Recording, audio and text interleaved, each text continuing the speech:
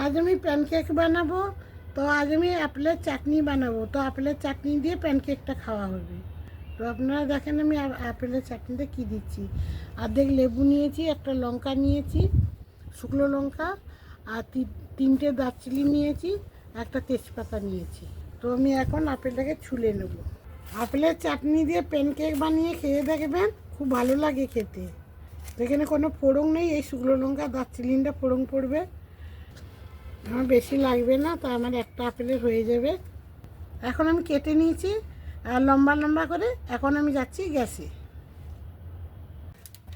এখন আমি সামান্য একটু তেল দেব। তেল আমার গরম হয়ে গেছে, তেজপাতাটা দিয়ে দিলাম, দারচিনি দুটো দিয়ে দিলাম, আর শুকনো লঙ্কাটা দিয়ে দিলাম। এখন সাথে আমি আপেলগুলো দিয়ে দেবো। দারচিনিটা দিলে না চাটনির গন্ধ ভালো আসে, তো খেতেও ভালো লাগবে ওটা। তো এটা আমি বেশি নাড়াচাড়া করবো না, তো একটু জল দিয়ে দেবো, নুন দিয়ে ঢাকা দিয়ে দেবো। আরে হলুদ পড়বে না, আমি এখানে জল দিয়ে দিলাম, দিয়ে নুন দিয়ে আমি চাপা দিয়ে দেবো। নুন দিয়ে দিলাম, বেশি নুন না, অল্প নুন। নুন কম হলে ক্ষতি লাগবে না, এটা ভালো লাগবে আরও। এখন আমি দেখি কত দূর।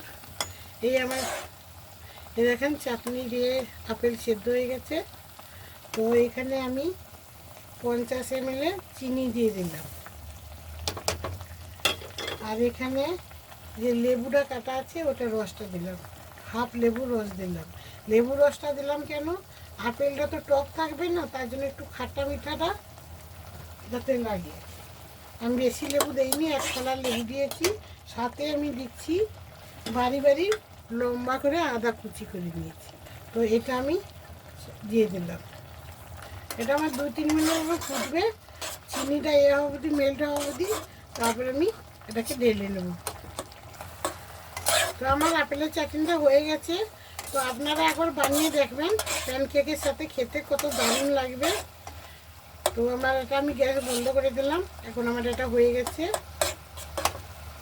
এটা হলুদ দিবেন না, হলুদ দিলে দেখতে খারাপ লাগবে। আজ আমি প্যানকেক বানাবো। তো একটা ডিম আর 150 গ্রাম ময়দা, দুধ আর ভ্যানিলাটা এনে রেখেছি। সাথে আমি চিনি 2-4 চামচ, বেশি চিনি দেবো না, তো মিষ্টিটা বেশি করবো না। তো আপনাদেরকে আমি দেখাচ্ছি। এখানে প্রথমে আমি ডিমটা একটু ভেঙে নিলাম। এখানে আমি একটাই ডিম দেব, আর আমি বড় চামচের 1 চামচ চিনি দেব, আর হাফ চামচ দেব, এই হাফ চামচ। এটাকে আমি ভালো করে মিশিয়ে নেব। হাতে আমি এখন দুধটা দিয়ে দেবো।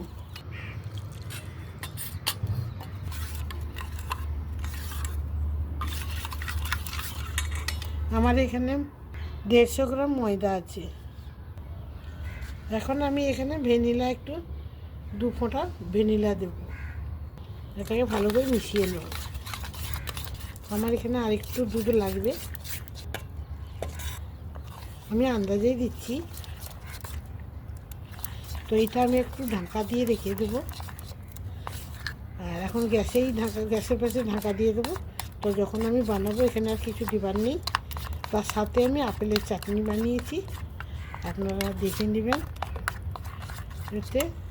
এখন আমি গ্যাসে যাচ্ছি। এখন আমি গ্যাসে এসে গেলাম প্যানকেকের জন্য। তো মাখন আমি লাগিয়ে নিচ্ছি। তো এই যে দেখেন, এটা মাখনে বানালে ভালো লাগে খেতে। তো এখন আমি এটাই ঢেলে বানাচ্ছি। কম আছে বানাবেন এগুলো। আর প্যানকেক এমনি আমার হয়ে গেছে।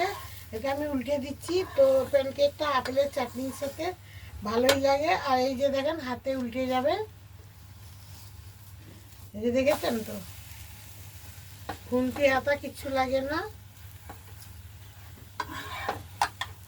এটা আমার হয়ে গেছে। এগুলো বাচ্চাদেরকে তো ভালোই লাগবে, কেন মাখনের সাথে। এখানে আমি আরেকটা দিয়ে দিচ্ছি। এটা আমি একটু উপর থেকে মাখন দেব, বাচ্চাদেরকে বাড়িতে বানিয়ে দিতে পারবেন। এরা কোনো খুন্তি লাগে না, কেন অনেক নরম তো, তো হাতের মধ্যে উল্টানো হয়ে যায়। তো এটাও আমার হয়ে গেছে।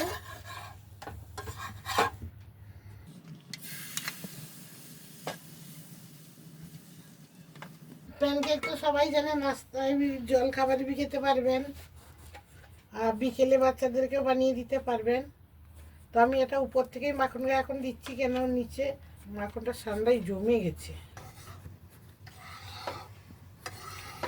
এটা আপেলের চাটনির সাথে বানিয়ে খাবেন, খেয়ে দেখবেন একবার, ভালো লাগে খেতে। মাখন দিয়ে বেশি ভালো লাগে। এই যে দেখেন প্যানকেক। বন্ধুরা, আমার প্যানকেক হয়ে গেছে। তো দেখেন, আপেলের চাটনির সাথে আপনারা খেতে পারবেন, বাচ্চাদেরকেও দিতে পারবেন নাস্তায়। তো আপনারা আমার আপেলের চাটনি আর প্যানকেকের ভিডিও যদি আপনারা দেখে থাকেন, কমেন্ট করবেন, শেয়ার করবেন, লাইক করুন, আর আমার পাশে থাকবেন। আবার দেখা হবে নতুন ভিডিওতে।